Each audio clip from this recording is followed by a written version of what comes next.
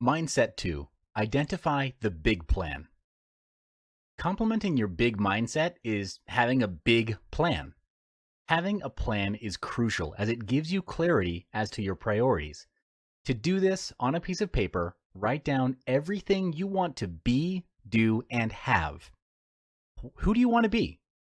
What do you want to do? And what is it that you want to have? You may also list this down specifically for your business. Don't think, just write. Assume that money is not an issue, and if you write it down, it will be successful. So go all out for this.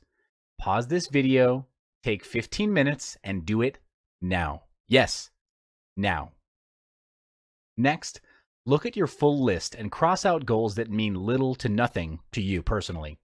What I mean by that is if it doesn't excite you, move you, or scare you, cross it out because it would do little to nothing to challenge you to grow. At the end of it, you have a list of goals that truly mean something to you, and these goals are completed successfully. If they're completed successfully, your growth will be a quantum leap. To bring these goals into reality, set a time frame for that goal to be accomplished. Goals and dreams that are not acted upon are just wishes, or words and pictures on a piece of paper at best.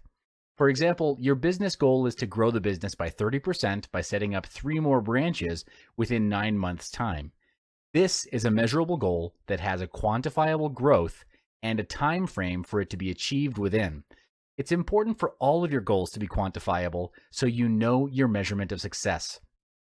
Next part is to take massive action. In the pursuit of taking action, you need to be mindful and self-aware of your actions. Are your actions effective and efficient? Are these actions taking you closer or further away from your goal? Track your daily actions in a productivity planner for greatest effect.